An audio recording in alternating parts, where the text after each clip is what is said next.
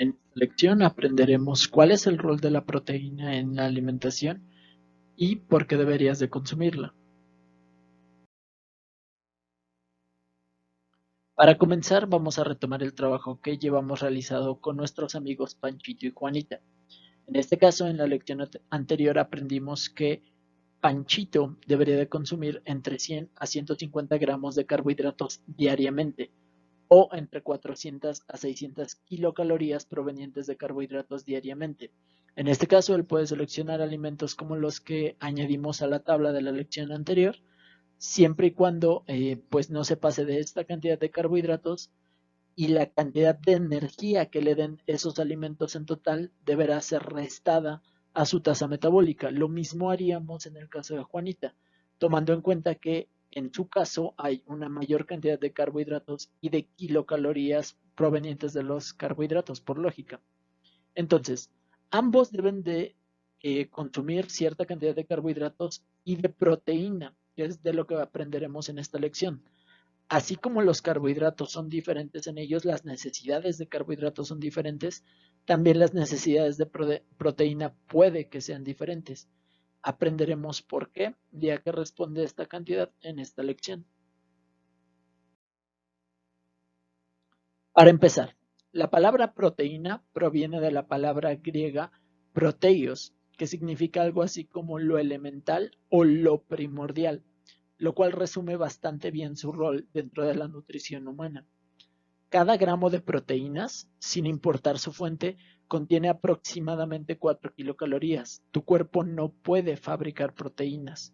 Necesitas comerla todos los días. Si dejas de hacerlo, tu cuerpo comienza a canibalizar tus músculos y órganos para obtenerla. En este caso, hemos hablado de cómo el cuerpo puede fabricar glucosa y a partir de la glucosa puede fabricar grasas en dado caso. Son procesos complejos que son relativamente ineficientes, pero el cuerpo no puede fabricar proteínas. De hecho, la glucosa que puede producir el cuerpo la puede producir solo a partir de aminoácidos, que son justamente las proteínas. Entonces, en pocas palabras, este es el nutriente, el macronutriente básico. Si no consumes suficiente proteína, corres riesgo de no nutrir suficientemente bien tu cuerpo y en específico para las personas orientadas al fitness, el músculo. Todas las personas que entrenan saben que deben de consumir proteína, pero muchos se confunden acerca de las fuentes y de dónde obtenerla. Lo primero que necesitamos responder es esta pregunta. ¿Cuánta proteína necesitas diariamente? Lo más recomendable es comer diariamente entre 1 gramo a 2.5 gramos por cada kilo que peses o entre 4 a 12 kilocalorías provenientes de la proteína. Esta recomendación funciona de manera adecuada para la mayoría de las personas. La importancia de la proteína es que precisamente es el ladrillo con el cual están construidos tus músculos y de hecho todos tus tejidos. Cada una de las células de tu cuerpo es en realidad un conjunto de proteínas. Por eso es indispensable saber cuánta proteína estás comiendo y consumirla en cantidades adecuadas. No importa cuál sea tu objetivo, necesitas consumir suficiente proteína. La importancia de un consumo adecuado de proteína muchas veces se le escapa a la mayoría de las personas. En esencia, podríamos decir que el cuerpo puede sobrevivir sin consumir grasas, prácticamente con un consumo de 0 grasas y con un consumo de muy pocos carbohidratos o incluso 0 carbohidratos. Pero el cuerpo empieza a sufrir síntomas de desnutrición siempre que hace falta la proteína. Si consumiera esta persona, por ejemplo, unas cantidades adecuadas de proteína, podría sobrevivir más tiempo. Lo ideal es darle al cuerpo la energía que necesita en forma de grasas o carbohidratos. Pero si nos pusiéramos estrictos y digamos en una situación muy extrema, la persona podría sobrevivir solamente consumiendo proteínas. Sin embargo, en el mundo es difícil encontrar proteínas que no estén acompañadas por algún tipo de grasa. Es muy rara la carne que es principalmente proteína. Aunque existe de manera natural, En general, la mayoría de los animales contienen cierto nivel de grasa. Un consumo adecuado de proteína es importante principalmente porque el tejido muscular, y de hecho todos tus tejidos, cada una de tus células, está formada de diferentes proteínas. Varias enzimas y tejidos corporales dependen de un consumo adecuado de proteína para funcionar correctamente, regenerarse y reproducirse. Algunas personas con dietas deficientes pueden comprometer su salud a largo plazo al comer una dieta muy baja en proteínas. En este caso, principalmente algunas personas que siguen regímenes dietéticos muy extremos, como algunas personas veganas que llevan una dieta muy poco balanceada, con un muy bajo consumo de proteínas, pueden llegar a tener problemas. Algunas personas que por su religión o su ideología hacen ayunos muy prolongados pueden llegar a tener este problema. Y, por ejemplo, en el caso de las personas veganas, esto no debería de ser un problema, ya que incluso hay fuentes de leguminosas que se pueden utilizar para obtener la proteína que se necesitan, en este caso acompañada de carbohidratos. Como mencionaba, regularmente la proteína viene acompañada ya sea de grasas o carbohidratos. ¿Quiénes deberían de consumir una mayor cantidad de proteína? Esta pregunta me la han hecho muchas veces en consulta. De hecho, se asocia principalmente la proteína a las personas que entrenan con pesas o que van al gimnasio o que realizan algún deporte. Pero la realidad es que el simple hecho de que estés vivo hace que todas tus células tengan un desgaste, como lo vimos en el capítulo del metabolismo. Entonces, este hecho hace que tus células se tengan que regenerar constantemente. Por ejemplo, hablábamos en el capítulo del metabolismo, el cuerpo necesita energía para poder regenerarse de una lesión. Si te estás regenerando de una lesión, necesitas energía para poder regenerar el tejido, pero también necesitas de proteínas, porque como mencionábamos, es el ladrillo del cual estás hecho. Las personas que quieren reducir su peso corporal también se benefician de un consumo más alto de proteína, ya que este nutriente, como vimos en el capítulo anterior, también requiere de energía para ser metabolizado.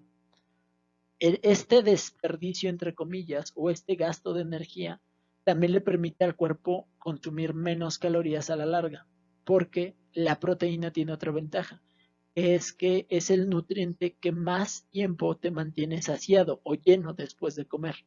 Regularmente los alimentos altos en proteínas se consideran pesados, entre comillas, o que llenan mucho. Esto es precisamente porque su composición hace que te mantengan satisfecho bastante tiempo. Las mujeres embarazadas y lactantes también te benefician de un consumo ligeramente más alto dentro del rango que mencionábamos anteriormente, de 1 gramo a 2.5 gramos por cada kilo de peso corporal. Estas mujeres pues tienen un nuevo ser creciendo en ellas.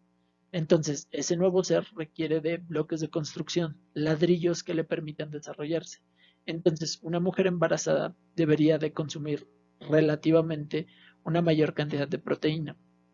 Finalmente, las personas de la tercera edad también se benefician de un mayor consumo de este nutriente. Y ya en el capítulo anterior mencionábamos que uno de los síntomas o efectos negativos de la edad es que el tejido muscular se va degradando.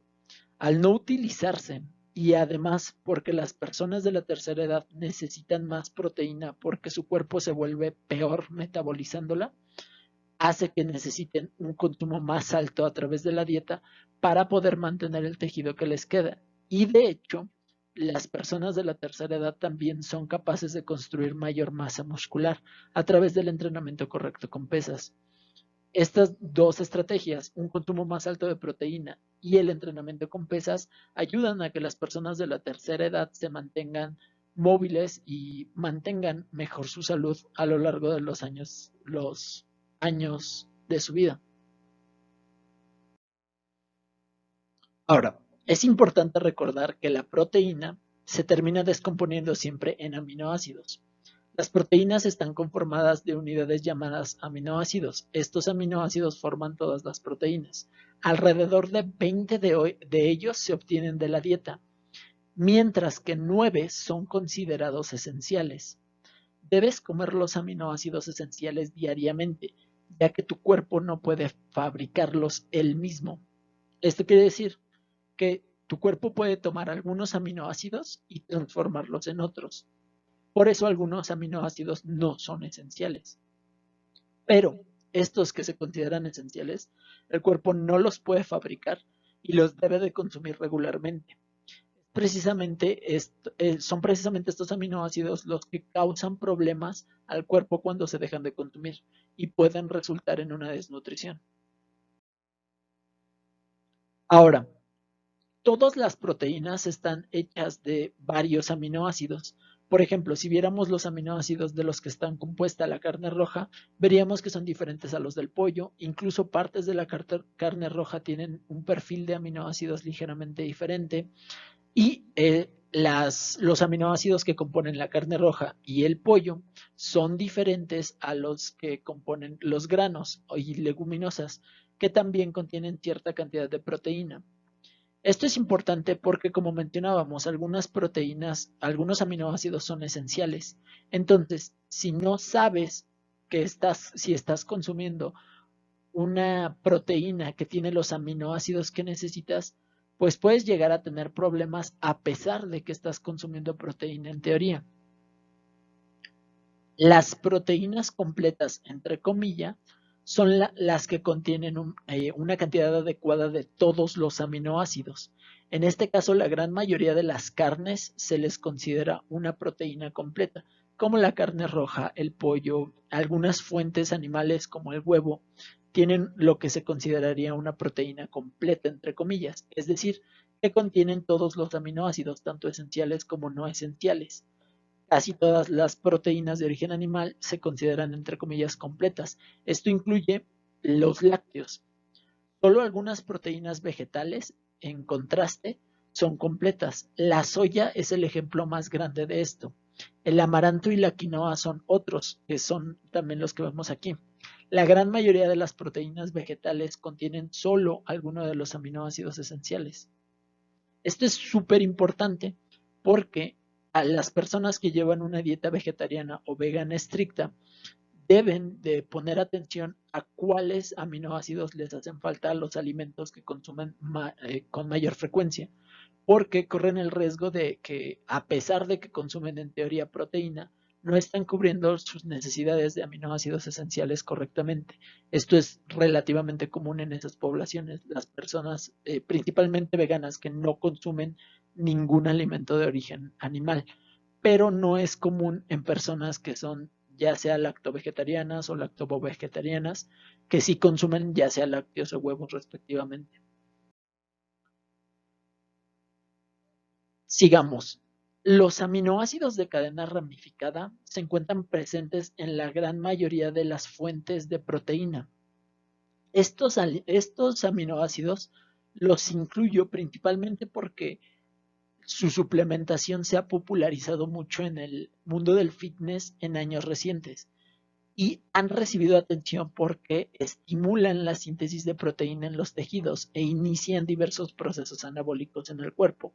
Sin embargo, es importante recordar que estos aminoácidos ya se encuentran disponibles en la gran mayoría de alimentos de origen animal. Es decir, si tu consumo de proteína es adecuado y cae dentro de 1 gramo a los 2.5 gramos por cada kilo de peso corporal, y viene de fuentes completas de proteína como carne, huevos, lácteos, soya, etcétera, no necesita suplementar este aminoácido, ya que sus beneficios solamente son evidentes en personas que son deficientes en su consumo de proteína. Si te aseguras de consumir a través de cualquier fuente alimentos altos en proteína, vas a asegurarte de consumir suficientes aminoácidos de cadena ramificada, así que no te tendrás que preocupar. La importancia de justamente estos aminoácidos ha sido extremadamente exagerada. Simplemente una búsqueda de Google sacó todos estos suplementos que son marcas diferentes que venden estos aminoácidos de manera aislada, con la idea de que te van a ayudar a rendir mejor en el gimnasio. La gran mayoría de estas fórmulas no solo contienen estos aminoácidos de cadena ramificada, sino muchas veces precursores de óxido nítrico u otros aminoácidos. En realidad, también muchos de ellos contienen cafeína. Y las personas que se sienten estimuladas por este tipo de suplementos, en realidad lo único que están haciendo es llenar su cuerpo de café. Ahora, el beneficio de estos suplementos es debatible. Algunos estudios han demostrado que atletas de alto rendimiento suplementados con estos aminoácidos mejoran su desempeño. Sin embargo, esto solo es accesible a altas, muy altas intensidades. Intensidades que la gran mayoría de los entrenados que regularmente asisten al gimnasio no alcanzan.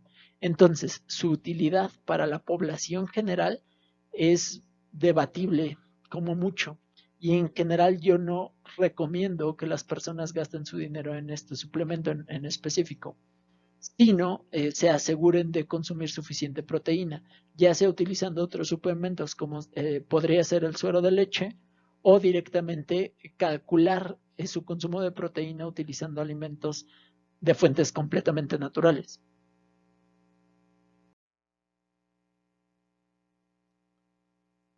Ahora, antes de finalizar esta lección, quisiera mencionar el caso característico de los Inuit. Los Inuit son una tribu de personas que viven en el hemisferio norte del planeta, principalmente en zonas árticas, pues donde hay un frío extremo. La característica de estas personas es que principalmente consumen alimentos altos en grasa y proteínas, prácticamente consumen 0 gramos de carbohidratos al día. Consumen alguna cantidad mínima, pero en general consumen muy pocos carbohidratos. Entonces, su dieta, al consistir principalmente en peces altos en grasa, cortes de ballena, foca u otros animales, siempre se encuentra relativamente alta en carne de órganos y otros elementos. Hace algún tiempo, e incluso la gran mayoría de los nutriólogos clásicos, entrenados clásicamente, mencionan que los carbohidratos son el mejor nutriente y el nutriente básico para las personas.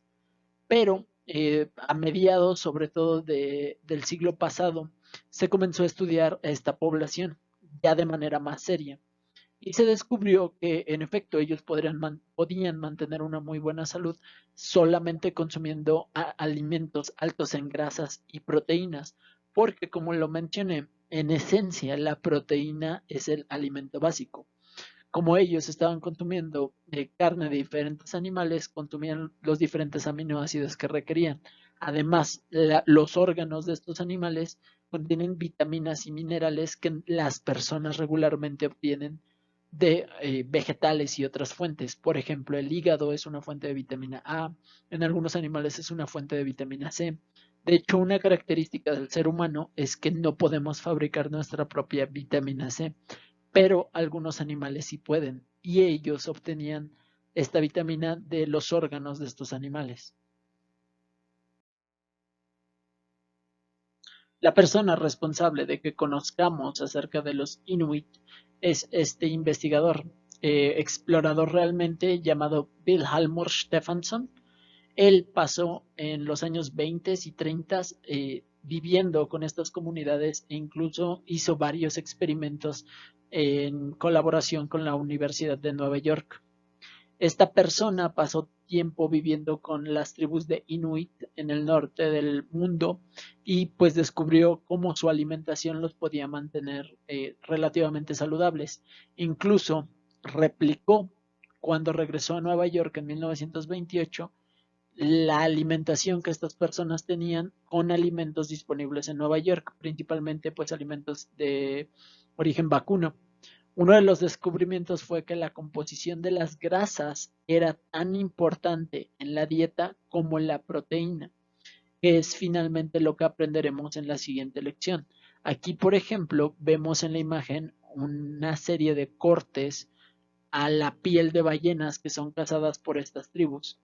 Y pues estos cortes luego son preparados de tal manera que se absorben muy bien las grasas y las proteínas de estos animales.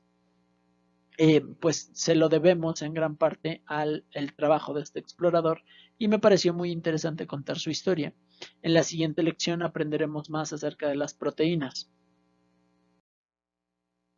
Finalmente, así como lo hice con los alimentos altos en carbohidratos, aquí pueden ver una tabla de los alimentos altos relativamente en proteínas. Podemos ver que la leche entera, por ejemplo, es más bien mediocre para proveer proteína al dar solamente 7.8 gramos por 146 kilocalorías, mientras que el atún enlatado provee 25 gramos por cada 109 kilocalorías. De igual manera, hay muchos alimentos y puedes buscar la composición del alimento que más te guste para conocer si es una buena fuente de proteínas o no.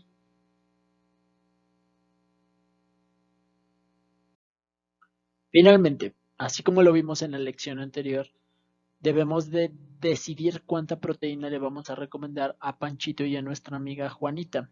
En este caso debemos de tomar en cuenta todos los factores que ya calculamos antes. Por ejemplo, Panchito pesa 89 kilogramos. Eso significa, de acuerdo a las recomendaciones que dimos unas diapositivas antes, que deberían de consumir de entre 89 a 222 gramos de proteína o 356 kilocalorías a 888 kilocalorías provenientes de la proteína diariamente. Eso significa que las 888 kilocalorías aunadas a las kilocalorías que ya destinamos a carbohidratos deberán de ser calculadas y restadas a la tasa metabólica total de Panchito para poder obtener cuánta energía le queda disponible para gastar en grasas. Ahora, si nos ponemos estrictos en el caso de Panchito, no es necesario un consumo demasiado alto de proteína. Con estos 89 gramos de consumo, muy probablemente llegará a cubrir todas sus necesidades. Esto principalmente porque esta persona no tiene un gasto de un desgaste de sus células significativo. No realiza ningún entrenamiento de pesas ni realiza ejercicios de alta intensidad con mucha regularidad. En este caso, por la cantidad de ejercicio que realiza, que aunque es poca existe, podríamos aumentar ligeramente la recomendación mínima y tal vez recomendarle 100 gramos de proteína redondeando el número simplemente por conveniencia para asegurar que esté consumiendo una cantidad adecuada de proteína y pues no saturar su alimentación. Ahora, una ventaja que tenemos, cualquiera sea la decisión que tomemos, es que la tasa metabólica de esta persona es relativamente alta. Entonces, aunque agreguemos el espectro alto de consumo de proteínas, probablemente no gastemos tanta energía invertida en la ingesta de proteínas de la tasa metabólica total como para que deje de consumir otro tipo de alimentos. Es decir, no estamos destinando todo el presupuesto que nos da la tasa metabólica de Panchito en proteínas, aún que hagamos que esta persona consuma los 222 gramos de proteína. Él podría hacerlo. No es necesario debido a su actividad, pero podría hacerlo si así lo eligiera o porque tal vez quisiera reducir su grasa corporal y pues quisiera mejorar la saciedad que tiene durante el día, reduciendo las calorías totales que consume y aumentando su consumo de proteína. Esta es la estrategia básica para perder grasa. Aumentas proteína y reduces el consumo de energía en general con respecto a la tasa metabólica. Ahora, veamos a mayor detalle el caso de Juanita. Juanita pesa 59 kilos. Eso significa que debería de consumir entre 59 hasta 147 gramos de proteína o entre 236 kilocalorías a 588. En este caso tenemos un problema un poco más particular. Si tomamos como referencia el número más pequeño de la tasa metabólica de Juanita, solamente por su consumo de carbohidratos y de proteínas prácticamente ya está gastando todo el presupuesto que su tasa metabólica le da para consumir nutrientes. Incluso en el espectro alto ya gastamos más de la mitad de este, lo cual no es un problema porque ya está consumiendo tanto carbohidratos como proteínas, pero sí puede llegar a limitar las decisiones de alimentos que ella tome. Los alimentos que escoja deberán de estar mejor cuidados para no sobrepasar la cantidad de energía que necesita su cuerpo. Esto parece difícil, pero hay muchos alimentos principalmente alimentos procesados o combinaciones de alimentos que pueden resultar muy altas en energía. Ya lo veíamos con el caso de las almendras, pero ese no es el único ejemplo. Hay ciertos alimentos que las personas consideran saludables, entre comillas, como la crema de cacahuate, que pueden llegar a acumular una gran cantidad de energía, sobre todo de grasas, y pues que las personas deben de tomar en cuenta si es que, sobre todo en el caso de Juanita, no queremos sobrepasar la tasa metabólica total en cuanto a energía consumida. Entonces, ya aquí tenemos que empezar a ser más cuidadosos con los alimentos que elijamos. Y nuevamente, ni de broma, estas dos personas podrían seguir una dieta similar.